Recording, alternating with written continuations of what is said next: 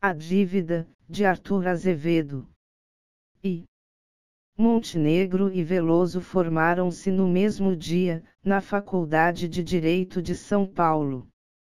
Depois da cerimônia da colação do grau, foram ambos enterrar a vida acadêmica num restaurante, em companhia de outros colegas, e era noite fechada quando se recolheram ao quarto que, havia 2 anos, ocupavam juntos em casa de umas velhotas na rua de São José.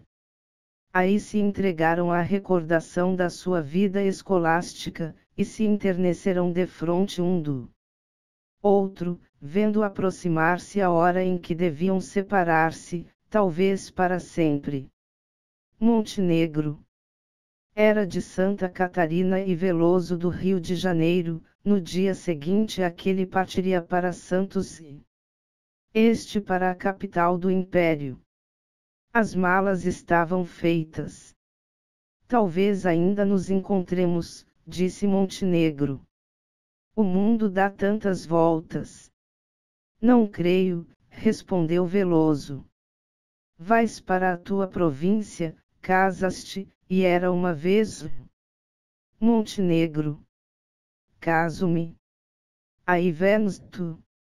Bem conheces as minhas ideias a respeito do casamento, ideias que são, aliás, as mesmas que tu professas.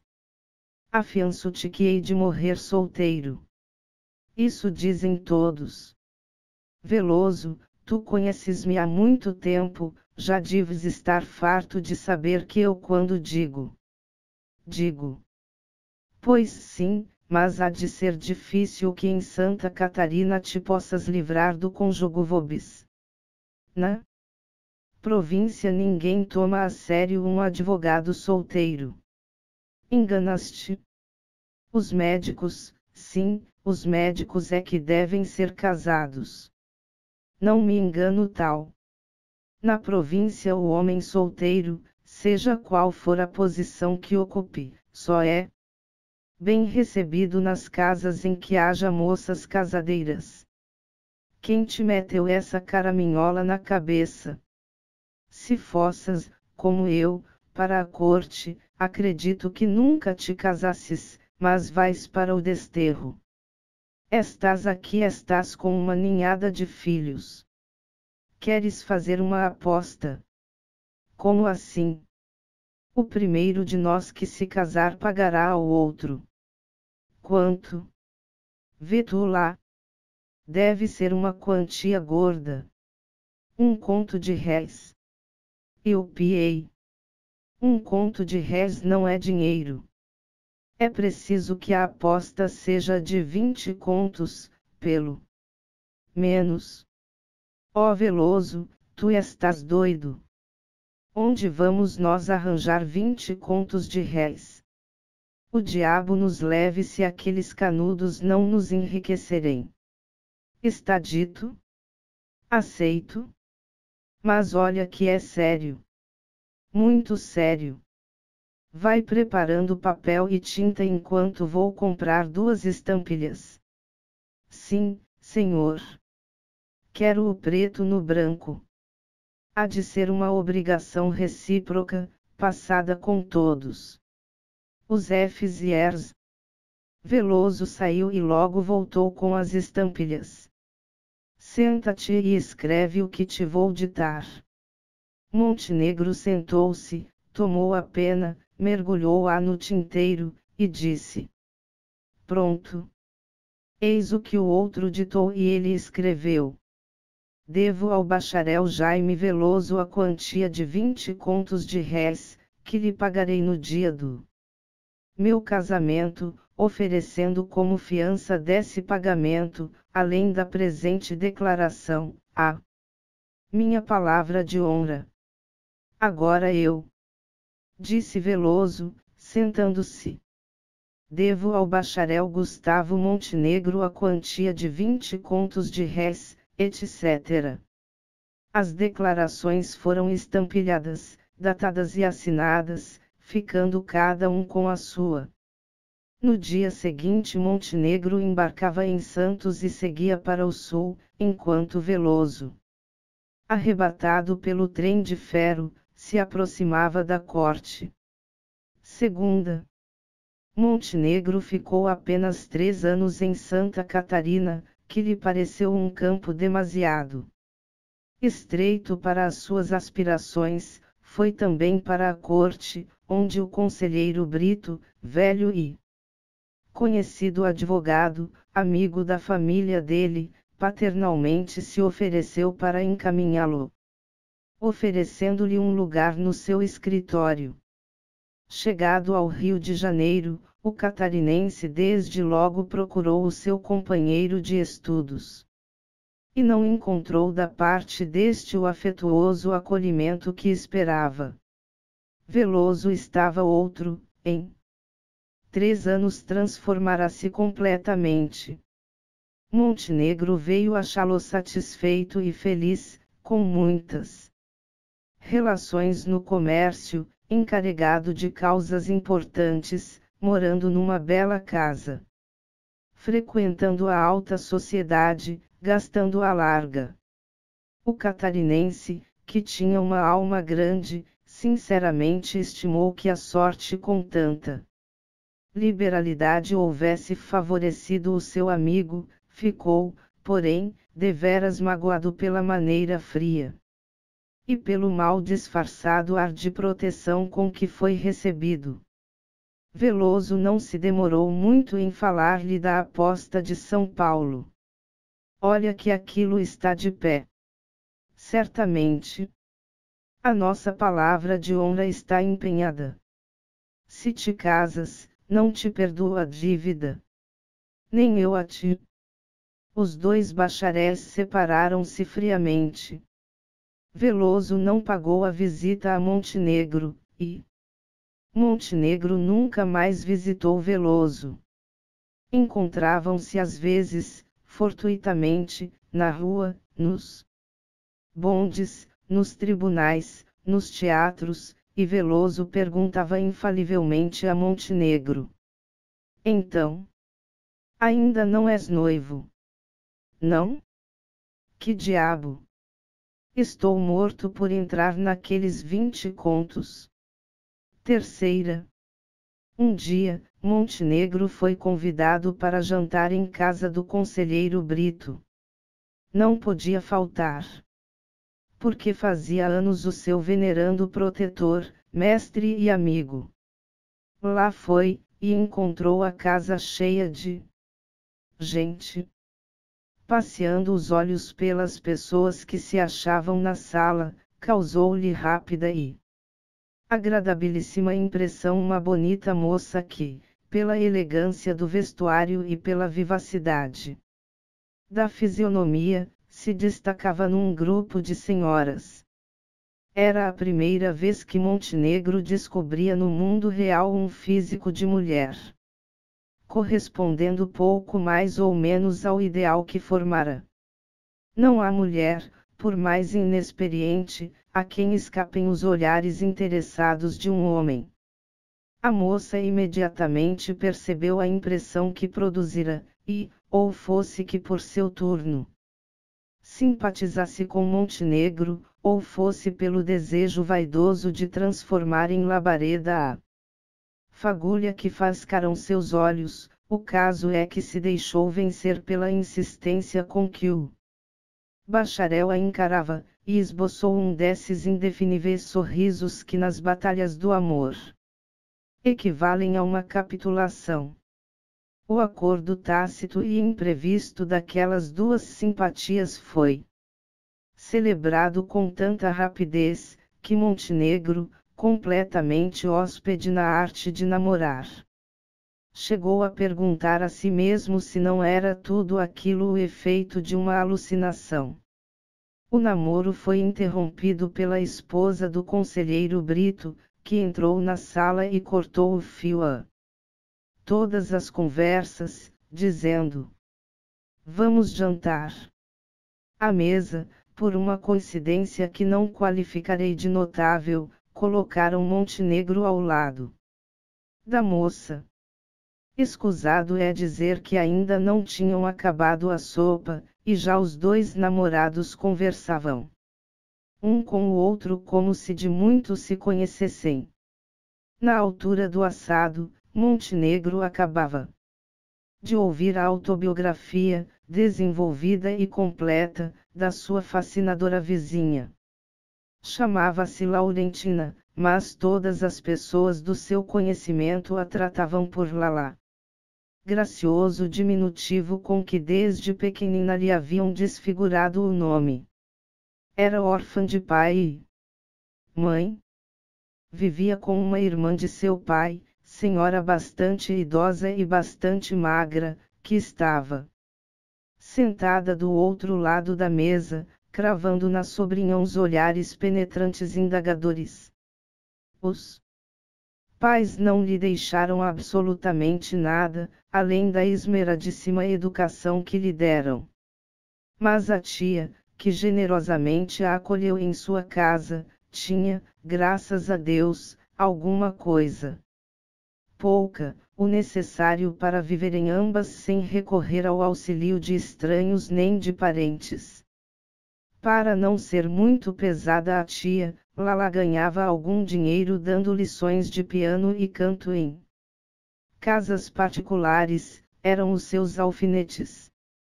Fui educada um pouco à americana, acrescentou, saio sozinha à rua sem receio de que me faltem ao respeito, e sou o homem lá de casa.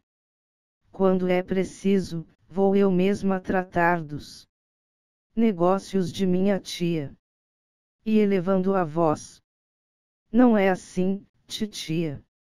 É, minha filha, respondeu do lado oposto a velha, embora sem saber de que se tratava. Lala era suficientemente instruída, e tinha algum espírito mais que o comum das senhoras brasileiras. Essas qualidades, realmente apreciáveis, tomaram proporções exageradas na imaginação de Montenegro. Este disse também a Lala quem era, e contou-lhe os fatos mais interessantes da sua vida. Exceção feita, já se sabe, da famosa aposta de São Paulo.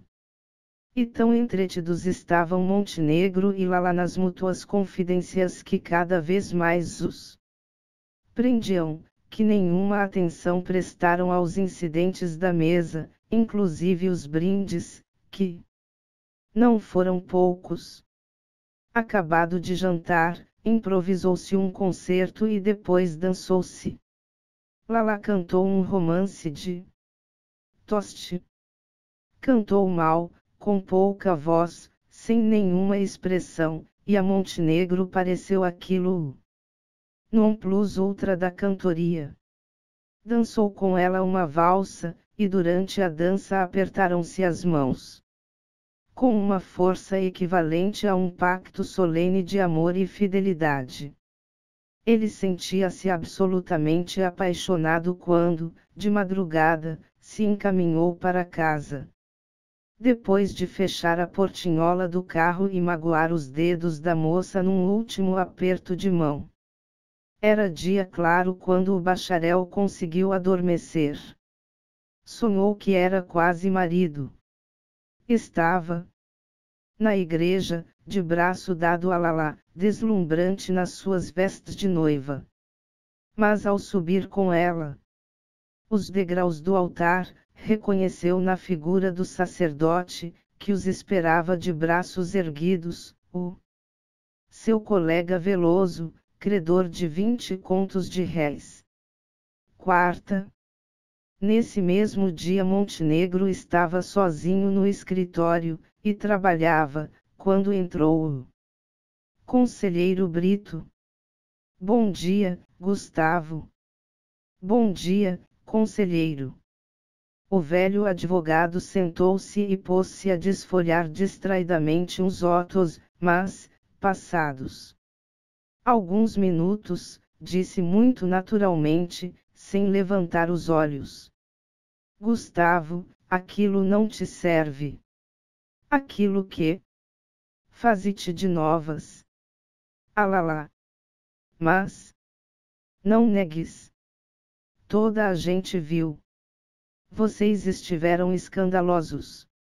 Se tens em alguma conta os meus conselhos, arrepia a carreira enquanto é tempo. Tu conhece-la?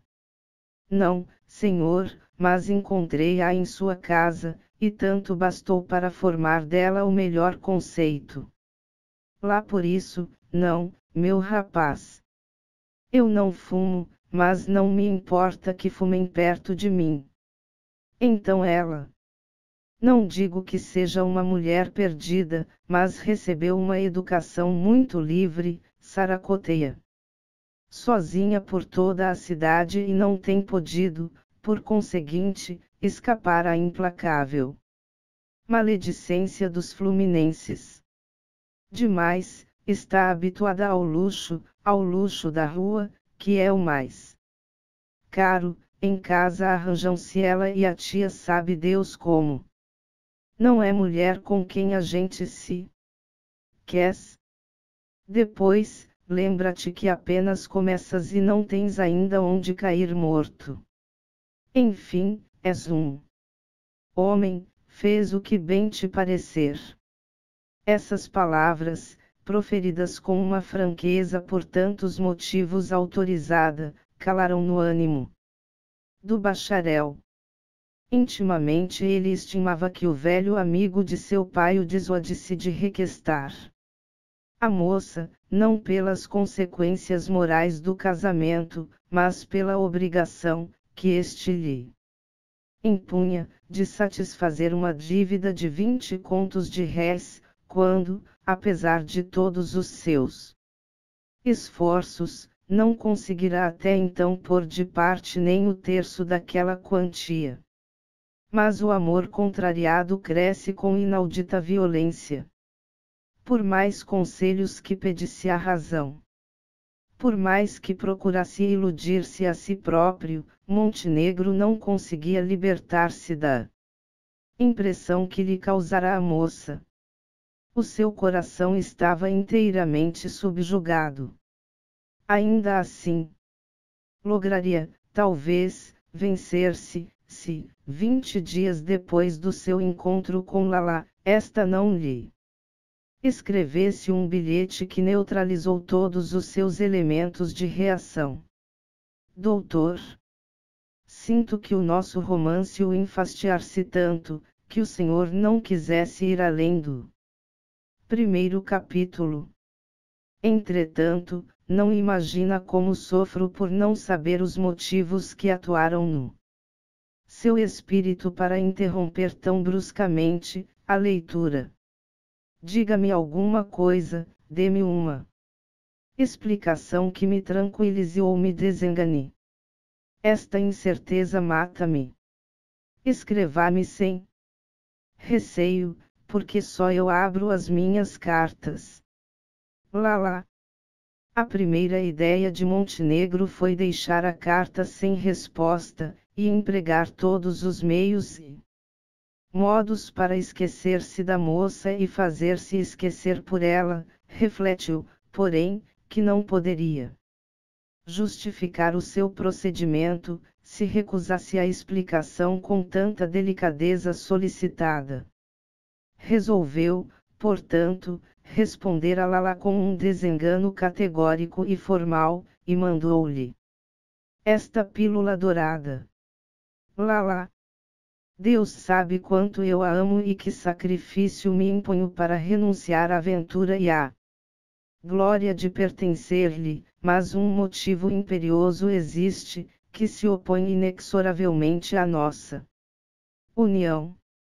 Não me pergunte que motivo é esse. Se eu um H0 revelasse, a senhora achar-me-ia ridículo.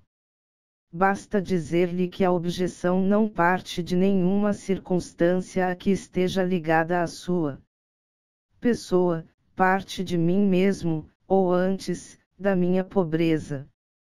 Adeus, Lala, creia que, ao escrever-lhe estas linhas, sinto a pena pesada como se estivessem fundidos nela todos os meus tormentos.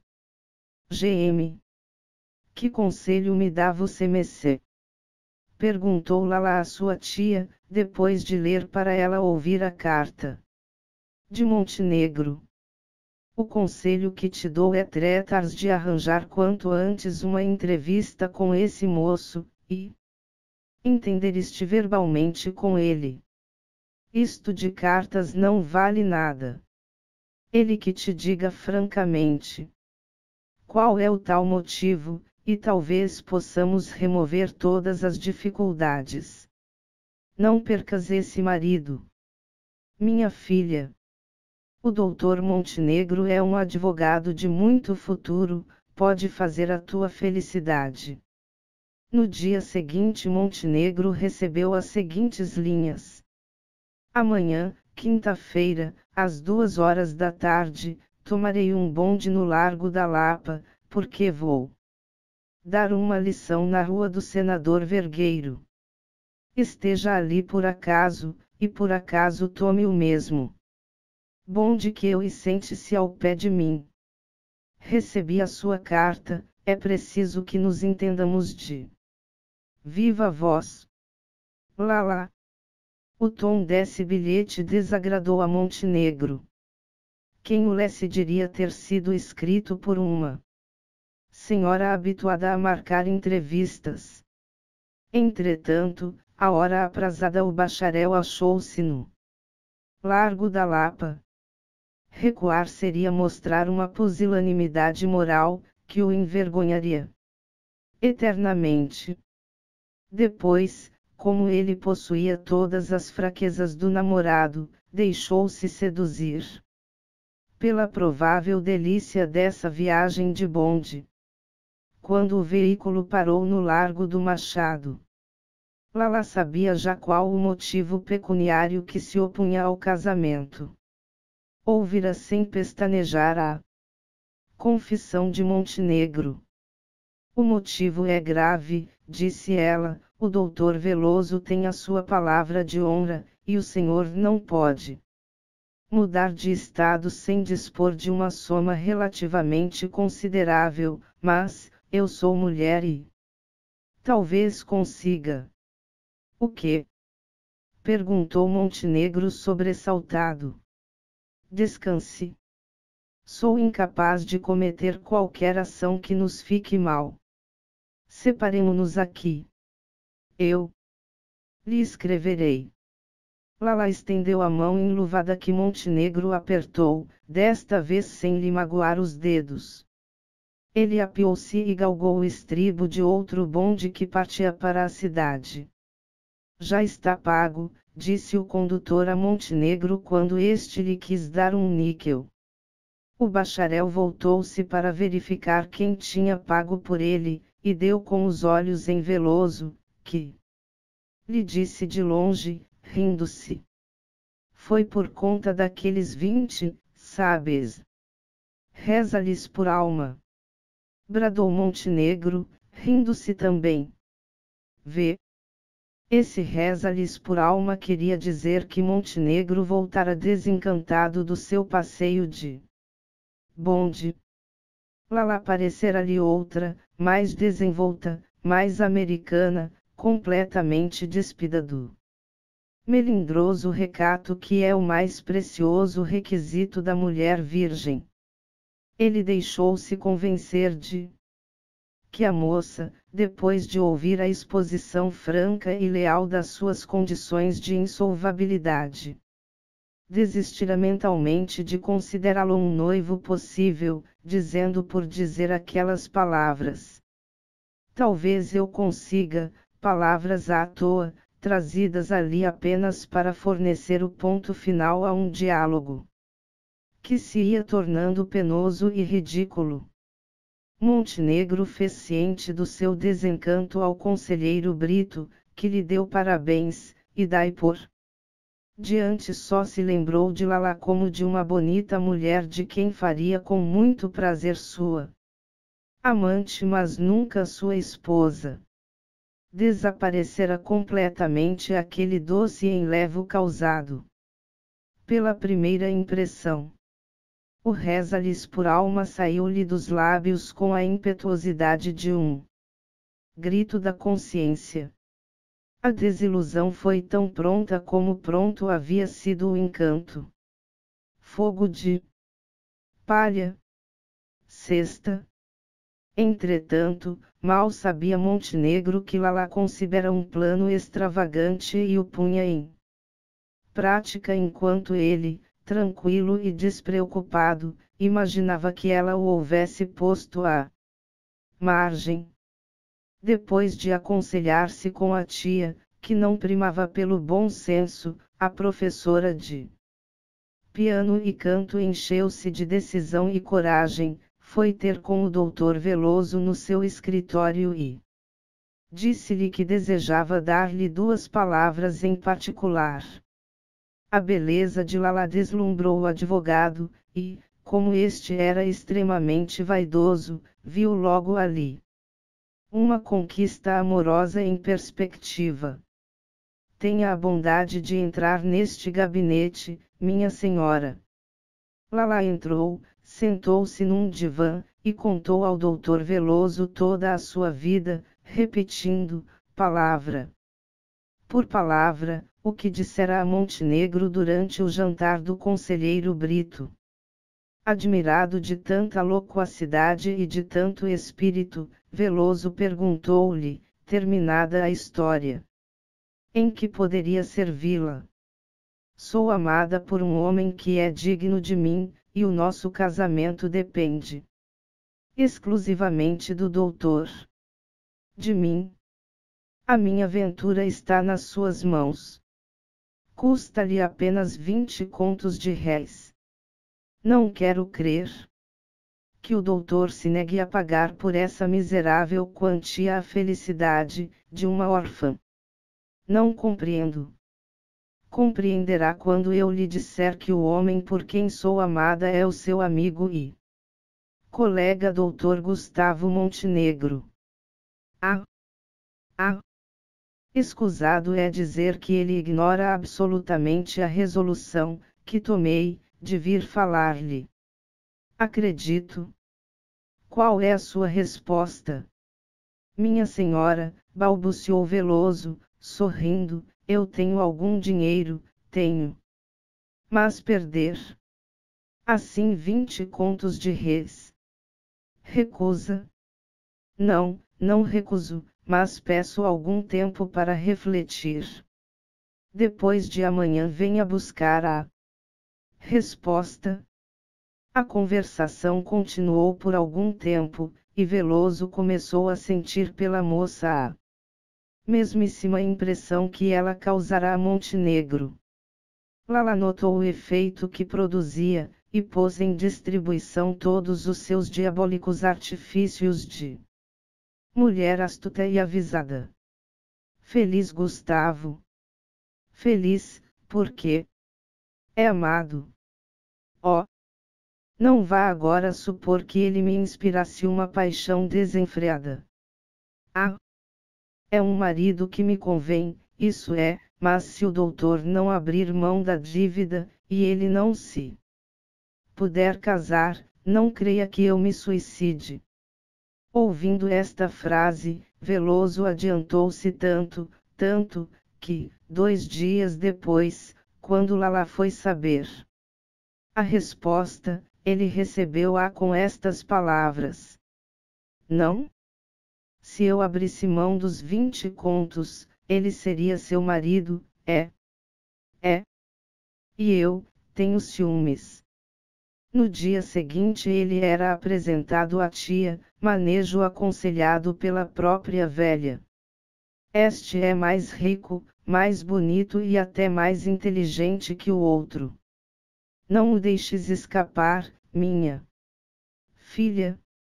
A verdade é que Veloso não se introduziu em casa de Lala com boas intenções, mas a espertiza da moça e as indiscrições do advogado determinaram em breve uma situação de que ele não pôde recuar. Imagine-se a surpresa de Montenegro quando lhe anunciaram o casamento de Lala com o seu colega, e a indignação que dele se apoderou quando por portas travessas veio ao conhecimento do modo singular por que fora ajustado esse consórcio imprevisto. 7ª. No dia seguinte ao do casamento, estava Montenegro no escritório, quando recebeu um cheque de 20 contos de réis, enviado pelo marido de Lala. Não acha que devo devolver este dinheiro? Perguntou ele ao conselheiro Guedes. Não, mas não o gastes, afianço-te que terás ocasião mais oportuna para devolvê-lo. E assim foi. A lua de mel não durou 2 meses. Os 2 esposos desavieram-se e logo se separaram. Judicialmente. Ele voltou à vida de solteiro e ela tornou para a casa da tia. Um dia Montenegro encontrou-a num armarinho da Rua do Ouvidor, e tais coisas lhe disse-a. Moça, tais protestos fez e tão arrependida se mostrou de o haver trocado pelo outro, que 2 dias depois ela entrava furtivamente em casa dele. Nesse mesmo dia o desleal Veloso recebeu uma cartinha concebida nos seguintes termos. Doutor Veloso. Devolvo-lhe intacto o incluso cheque de 20 contos de réis, porque a dívida que ele representa é uma estudantada imoral, sem nenhum valor jurídico.